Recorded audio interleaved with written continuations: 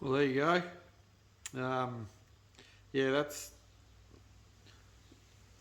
might have looked hard, but getting a grinder in there and trying to cut out all those inside outsides and yeah, because that I still I'll just cut those, just nip through those brackets that's left there. Because I've got a bit of a sort of a fish plate cut in to them, but yeah, same as that one there. But I've already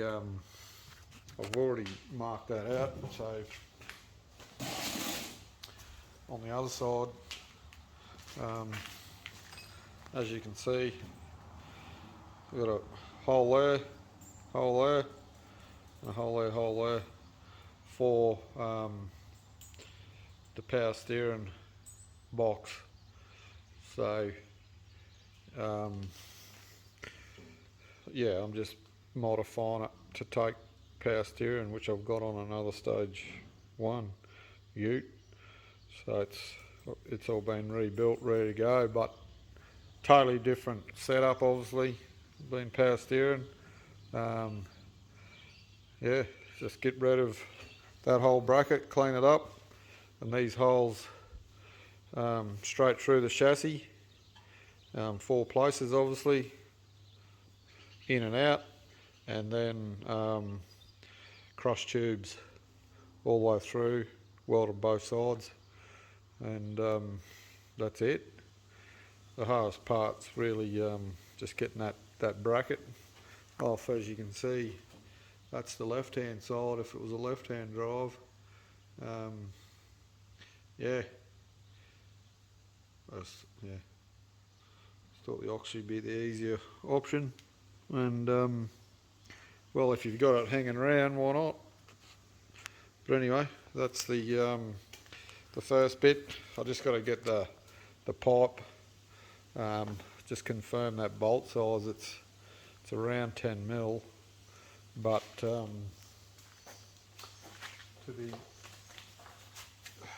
be accurate, this is what I prepared earlier.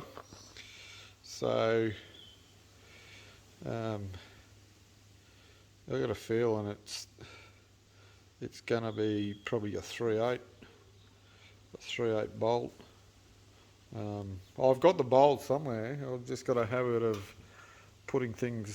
marking things and putting them away for a rainy day and then not finding them. Yeah, because I've got them. I just want to find them so I confirm the thread, but they're definitely imperial, because I've screwed a 10 mil bolt into the power steering box. This is the box here, so it's a pretty big unit. Basically that sits on obviously the inside of the chassis, and that just rides on the top of the chassis. So yeah, I'm doing that chassis obviously upside down on my rotator there, just to get a bit of, it was just the position it was in, so I'm sort of working upside down. But yeah, that'll be sitting basically as you're looking at it. So obviously steering linkage back up the wheel, and then your steering arm that I've got there. This has all been rebuilt just recently. So yeah, I'll just tidy up, redo a few lines, and maybe just run a tap through these threads, and away we go. And basically this is all in line with obviously the galvanising project, because yeah, got to do all this before I send it away to be galvanised. So that's where we're at the moment. It's a good thing I've got another vehicle to to measure off. But yeah, I don't know if I need to put a gusset in there, because it looks like here that there's acting as a bit of a gusset. So when I roll it over, flip it over, I might just throw that on there, that box, and see what sort of clearance I've got in there, and I might fab up a little little gusset setup to brace that corner. But it probably doesn't need it, but I don't know if that's, yeah, that's just butted in there, eh? Like it's not, there's no weld there, so it's probably the old classic Land Rover.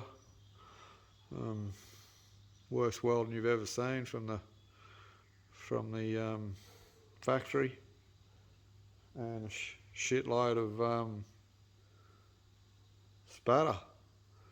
So, and that's the thing, like, why dress up everything you do? You might as well just leave it to the Land Rover spec. Like, speaking of the devil, look at the size of that piece of spatter.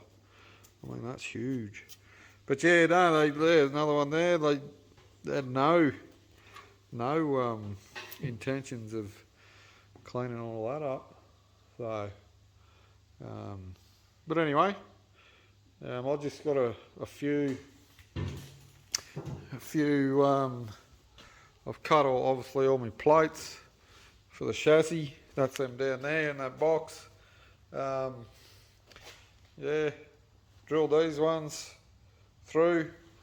I've just got to do the back, and I've come up with a bit of a solution here to longevity for the chassis once it's galvanised, and having the ability to, from time to time, to flush it out, just to get the dirt out. So what I'm going to do, I've done it to the new outriggers I've made. I've actually drilled that out to 28mm, and going to put some grommets in there. So there's one there. Got the hole underneath, and obviously another one in there on the end. So this will allow galvanising. When it gets galvanised, obviously there'll be vent holes through the chassis on the back, but yeah, if there's any dirt, I haven't done the holes in here because I've done this. So basically, you know, from time to time, be able to, once that's galvanised, I'll be able to put a grommet in there, take it out, pull that one out, and just flush it with water. So that's the plan I've come up with. So there's going to be, yeah, I just think that's going to save a lot of rust getting in there. But as I said, I finished that this one all the way to the top. So that was open on the last ones. So if I roll that over, yeah, I've fully made that go all the way up. All that's all the way to the top.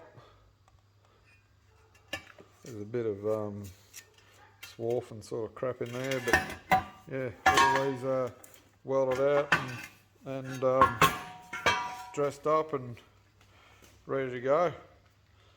So yeah, and I guess I looked for a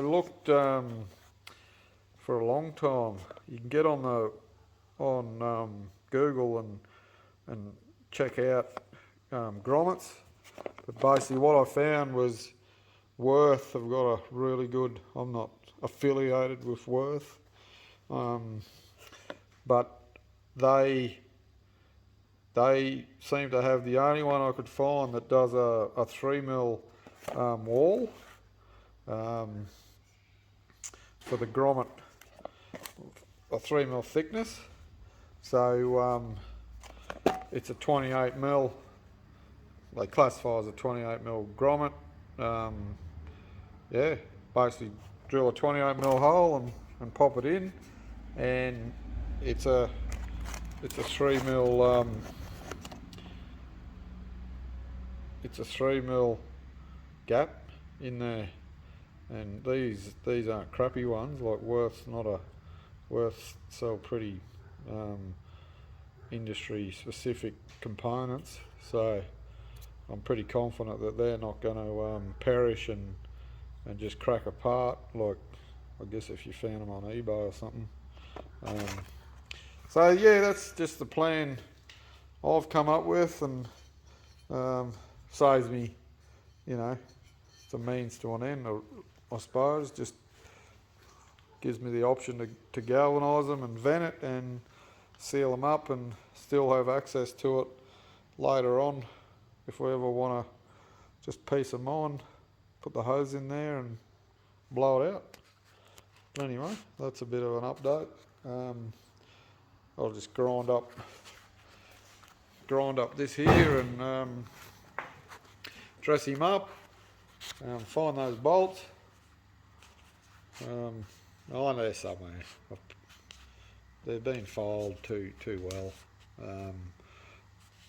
But anyway, I'll touch that up, drill those 4 holes out, and I'll get that bolt, see if I've got some pipe lying around, weld the pipe in, and yeah, I'm going to have to get onto these old dumb irons there.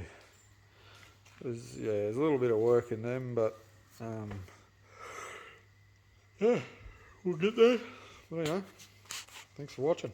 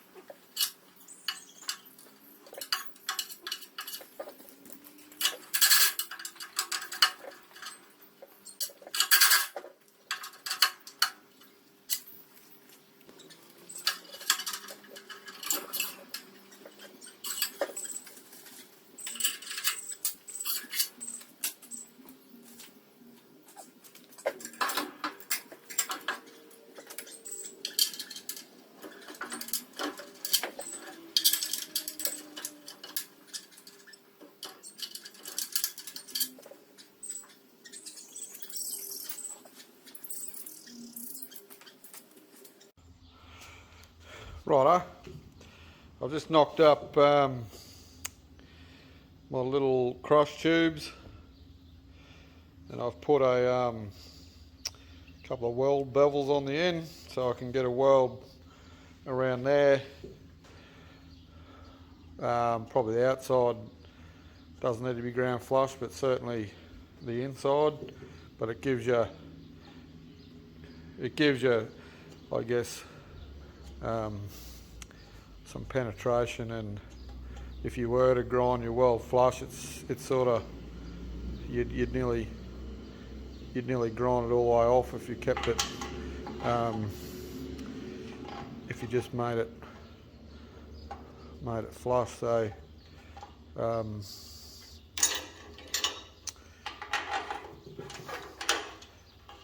that's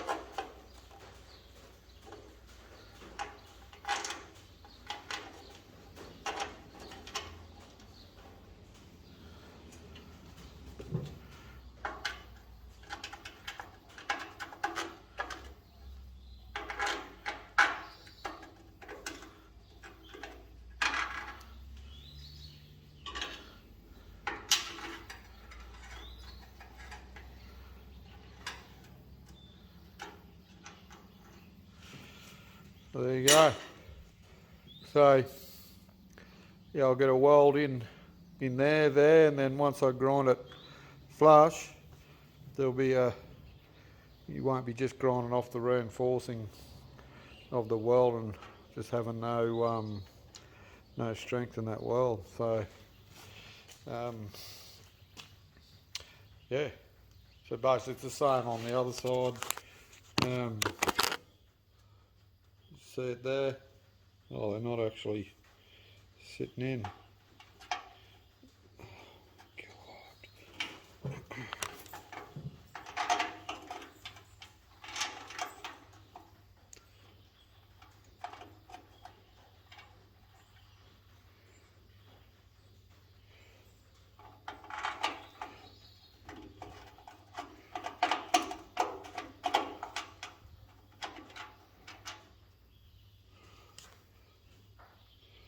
So there, eh? Weld them in, grind them off, and job done. Yeah. But anyway, I'll yeah, keep on cracking.